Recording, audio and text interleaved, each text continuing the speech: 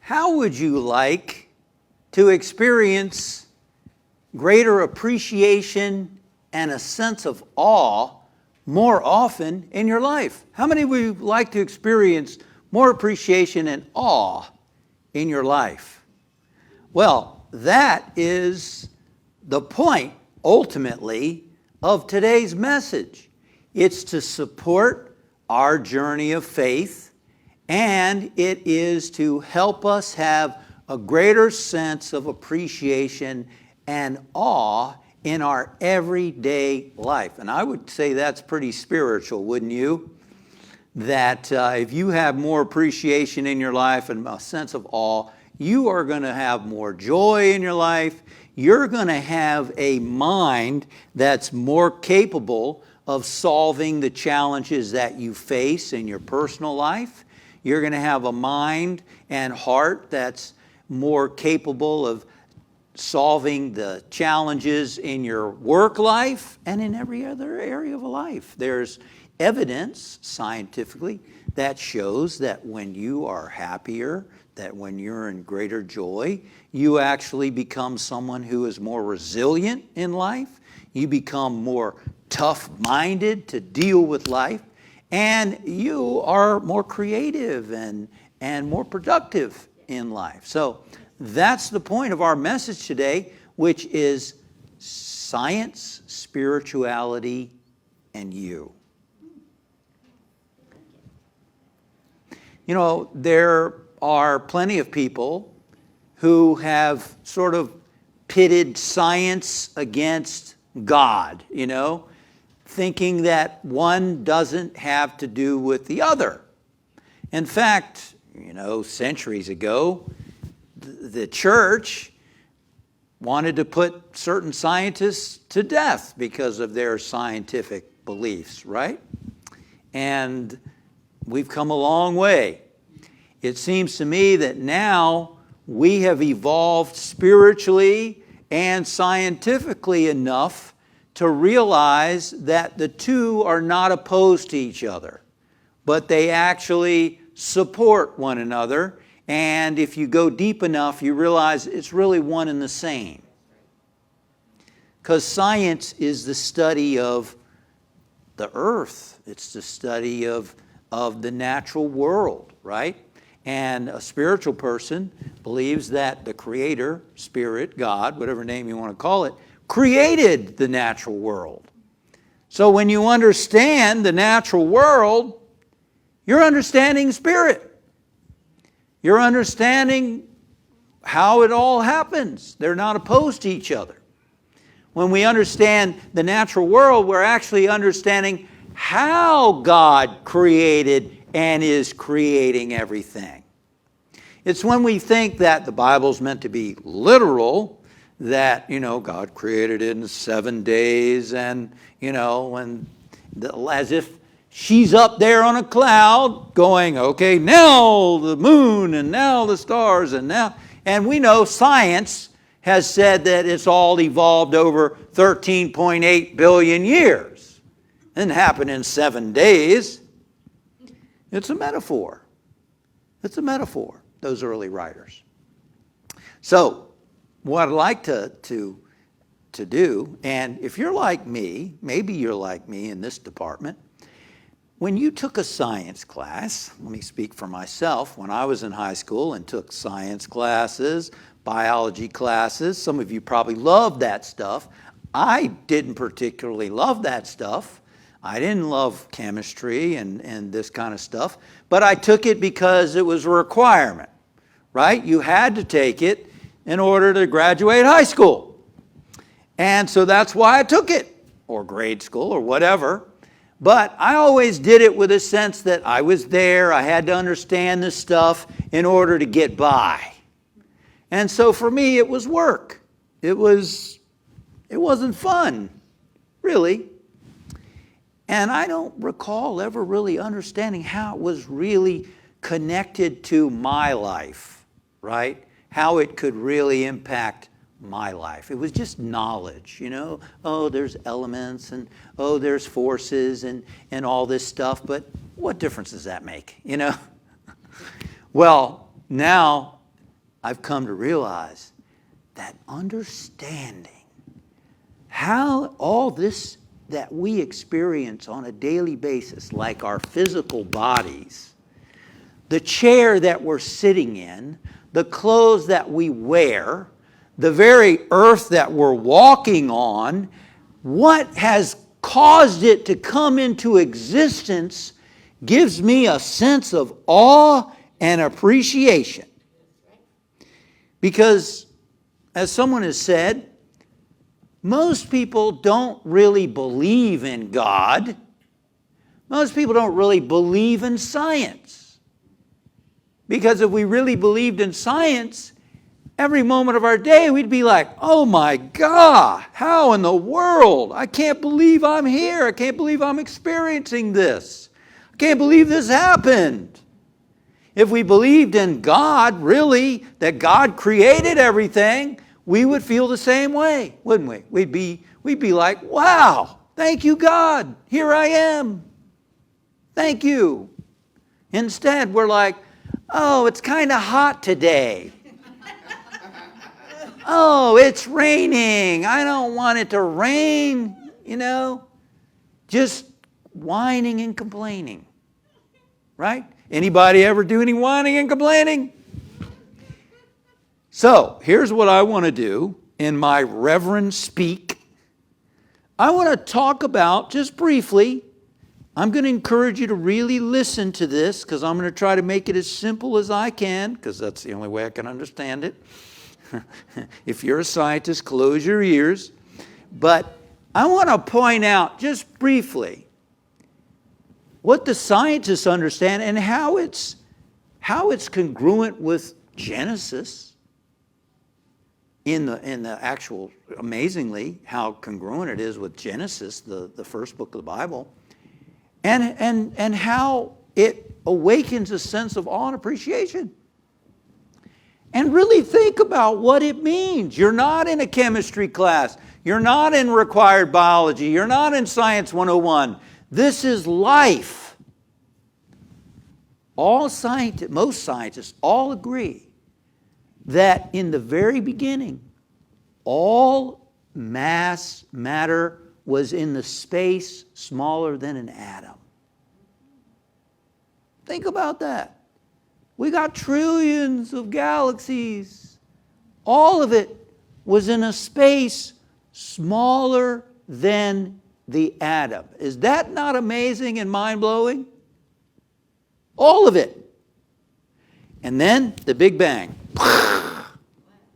The Big Bang, all that little stuff condensed, started to expand, and it was expanded so rapidly. It was so hot. There was no form. It was just expanding. And then within a second, subatomic particles came on the scene. We've all heard them before.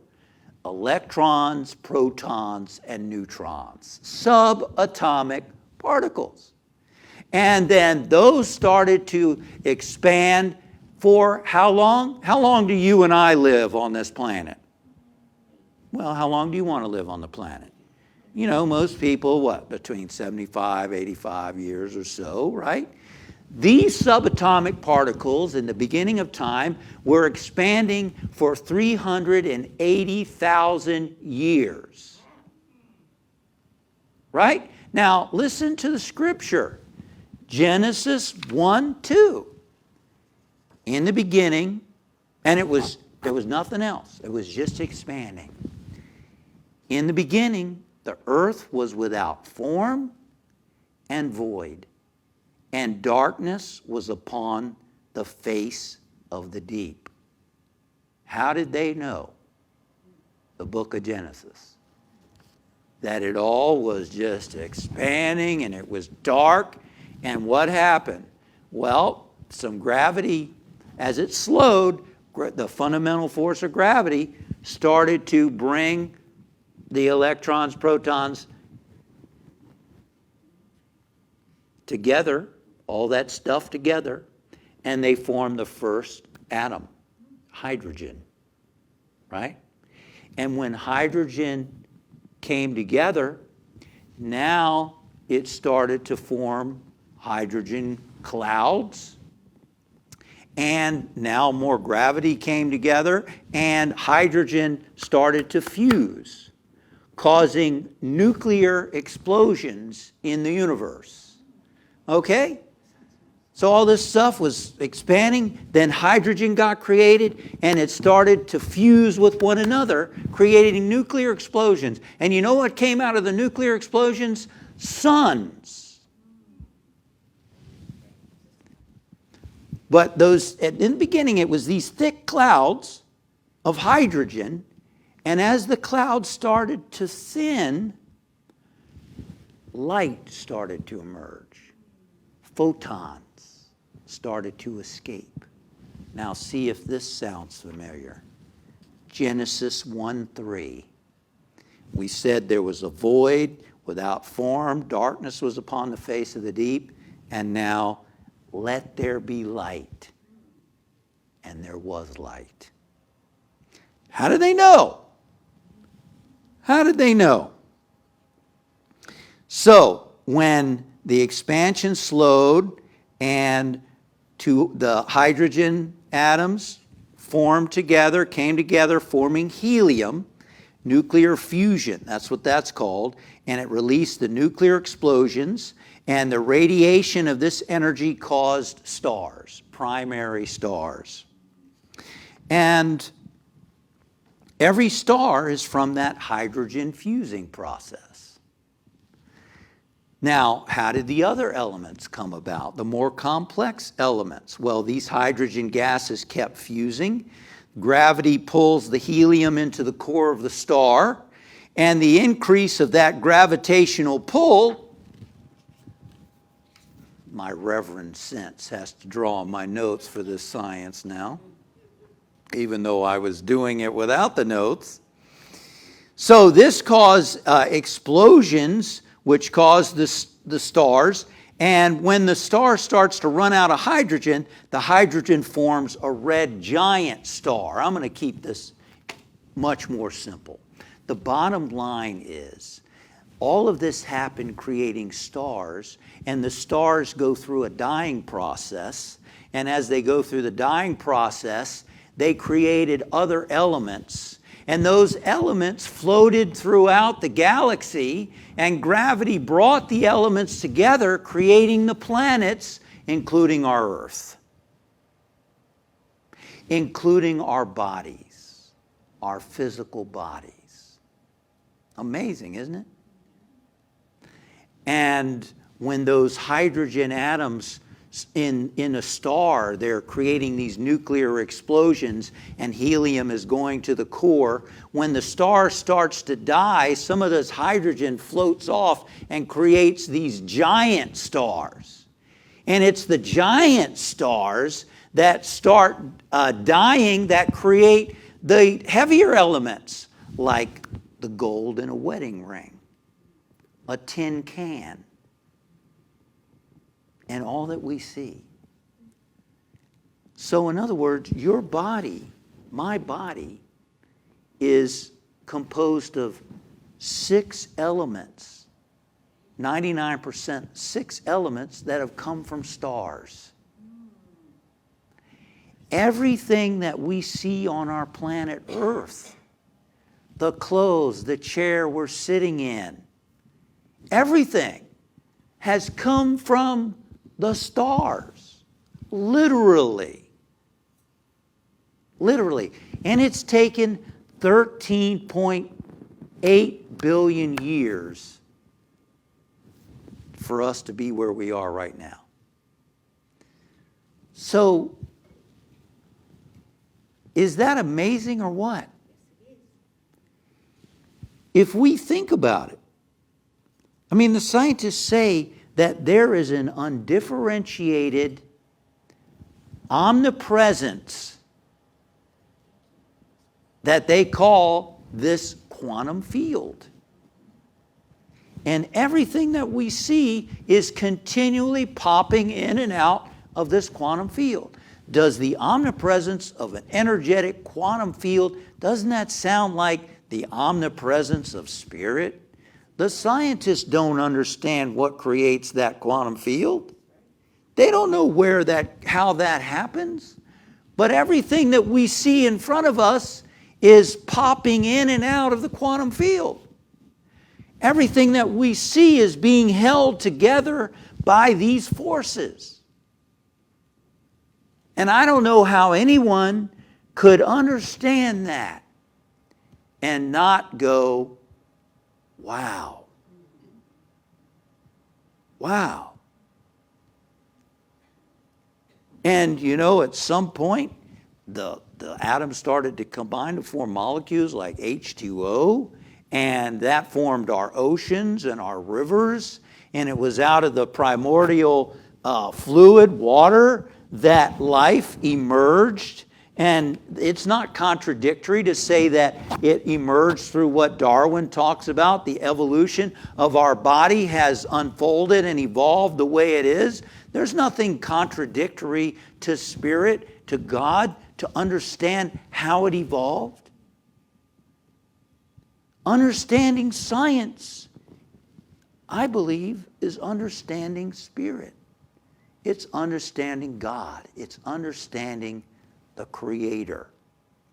Right now, you are walking on elements from the stars that are being held together, that are popping in and out of the quantum field.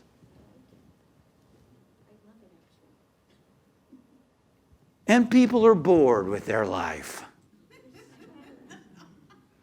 My life is so boring. It's so boring. Really? Really? You're on a planet spinning in the middle of nowhere? And there's nothing happening anywhere else? Really? Except here?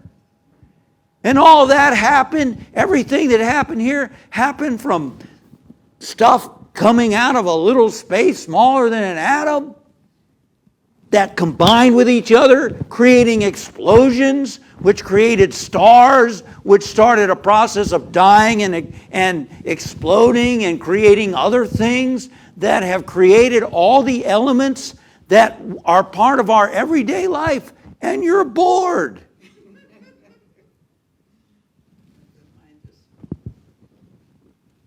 Wow. And I don't like that it's raining, It's too hot. I just heard someone the other day complaining about, it's hotter today than it was yesterday.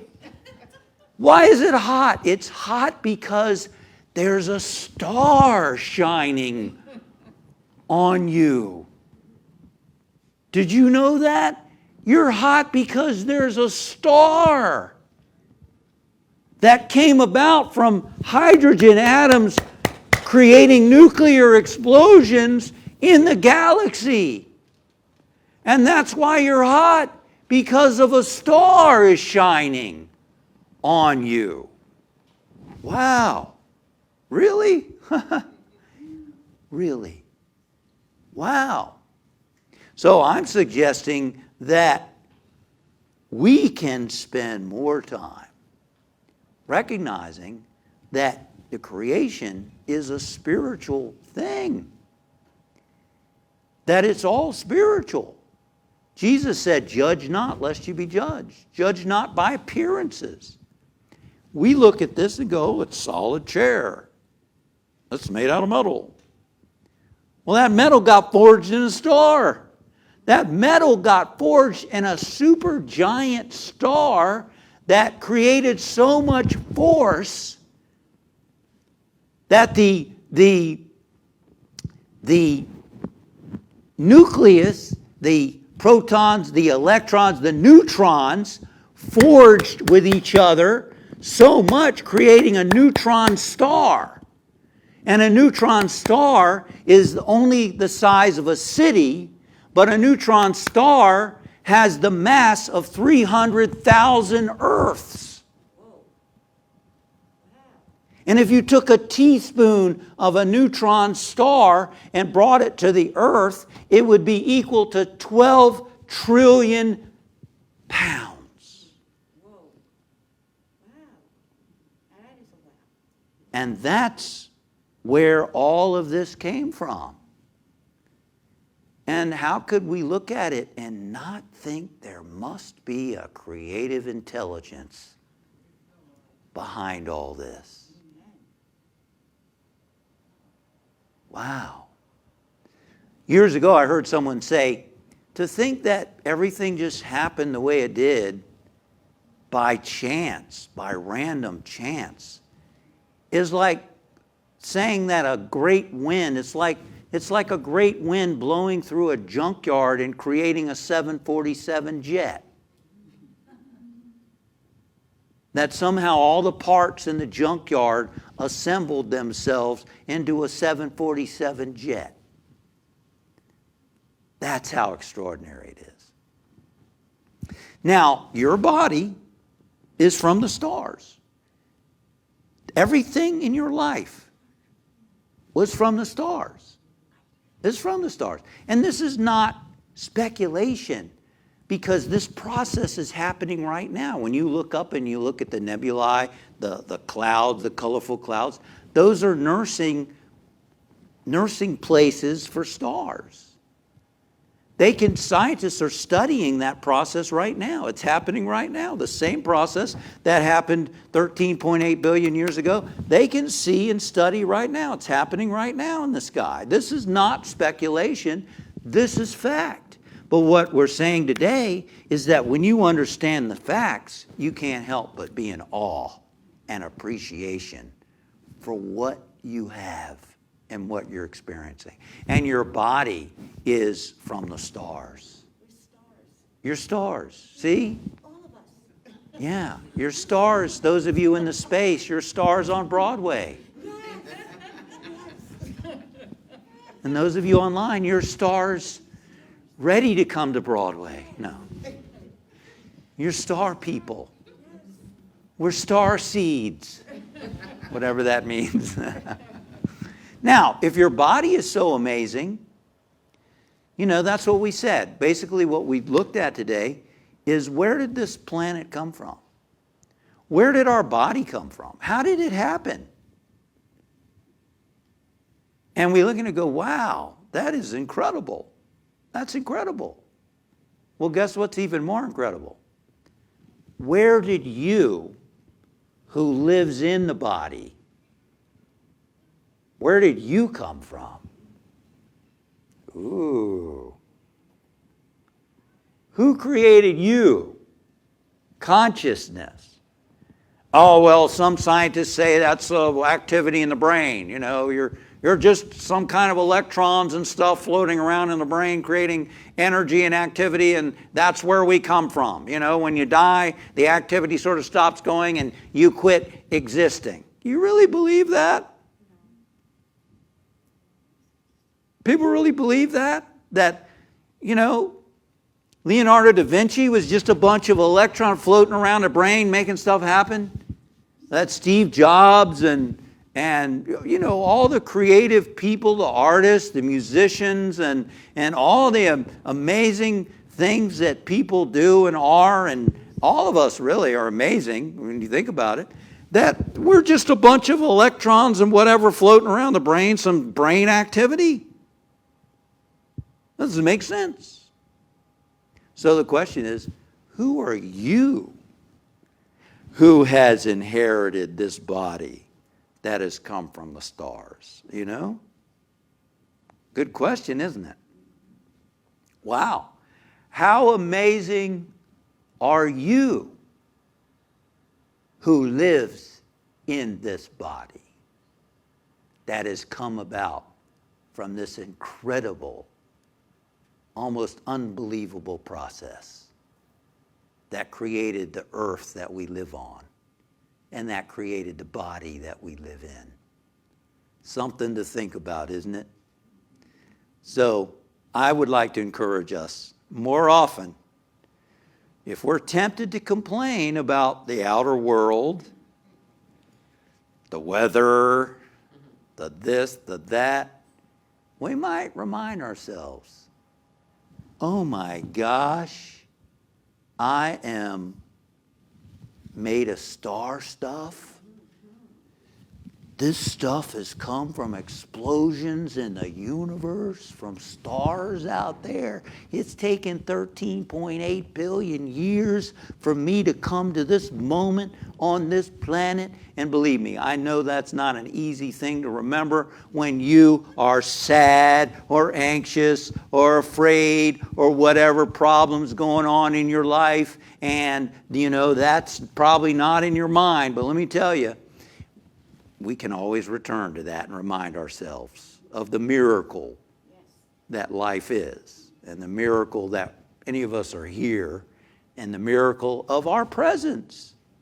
And that can really help us experience more awe and appreciation throughout our day, so that when we do feel sad, or when we do feel anxious or afraid or whatever it might be, that we are empowered with a greater sense of strength, a greater sense of joy underneath those emotions, so that we can spend more time and more time in appreciation with the star that we are. Yes. Let's get still. And we are just so grateful, Father, Mother, Spirit, God, we are so grateful for the amazing process. I mean, as I think about these things, I think, my goodness, how could I ever doubt the presence of God? I'm not smart enough to doubt the presence of God.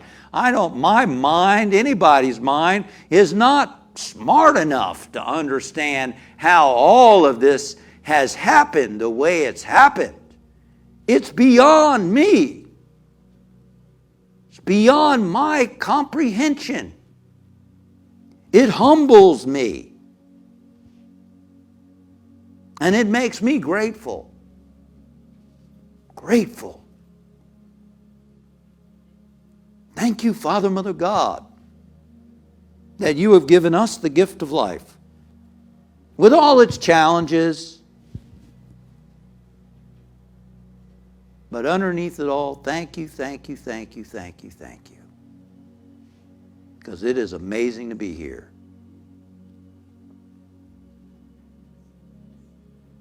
And so it is.